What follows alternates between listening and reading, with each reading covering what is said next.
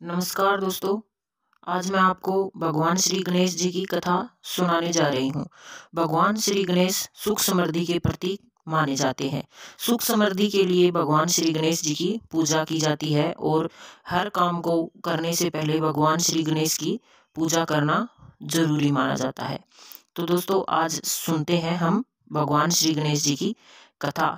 भगवान श्री गणेश जी की कथा पूरी श्रद्धा और पूरे मन के भावों से सुनना चाहिए। तो दोस्तों, मैं सुनाती हूँ आपको दादी माँ और गणेश जी की कथा। दादी माँ एक पवित्र महिला थी जो भारत के एक छोटे से गांव में रहती थी। भगवान गणेश के प्रति उनकी गहरी भक्ति थी। वह भगवान श्री गणेश को पूरे मन तन धन के साथ मानती थी। वह हर दिन भगवान गणेश की पूजा करती थी। एक दिन दादी माँ ने भगवान गणेश को उनके सभी आशीर्वादों के लिए उनकी कृतज्ञता के प्रतीक के रूप में एक विशेष भेंट देने का फैसला किया।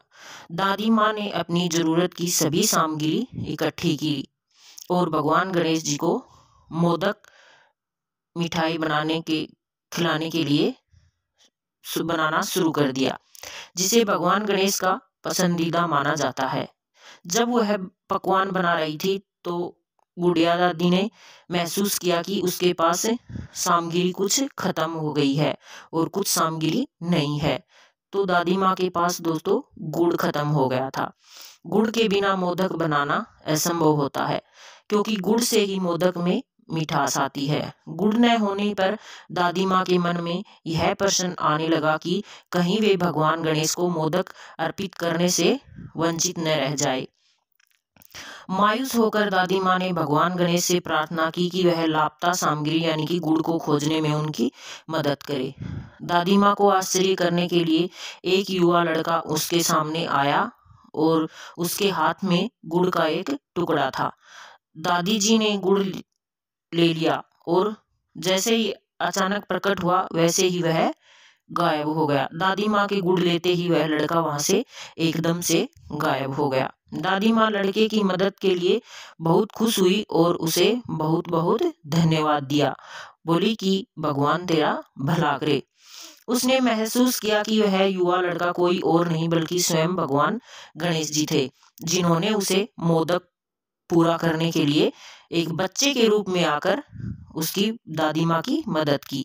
उस दिन से दादी माँ भगवान गणेश जी के प्रति और भी अधिक आकर्षित और समर्पित हो गई।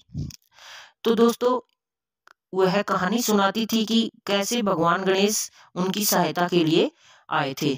जैसे जैसे समय बीतता गया दादी माँ बूढ़ी और कमजोर होती गई। वह जानती थी कि पृथ्वी पर उसका समय समाप्त हो रहा है और वह मरने से पहले आखिरी बार भगवान गणेश जी को देखना चाहती थी। और वह हर रोज भगवान से प्रार्थना करती थी कि भगवान आप मुझे एक बार अपने दर्शन दे दो। दादी माँ ने भगवान गणेश जी का स्मरण किया और भगवान गणेश उसके सामने अपने पूरे वैभव के साथ प्रकट हो गए। दादी माँ की खुशी का ठिकाना नहीं रहा और खुशी से दादी माँ की आंखों में पानी आ गया और वह गणेश जी को निहारने लगी और वह भगवान को देखते ही रही। वह भगवान को आंखों से ओझल नहीं होने देना चाहती थी और वह भगवान को देखे ही जा रही थी। वह जानती थी कि उसका समय अब निकट आ रहा है और उसने भगवान गणेश से अपने साथ अपने निवास पर ले जाने के लिए कहा कि आप मुझे अपने साथ ले चलो।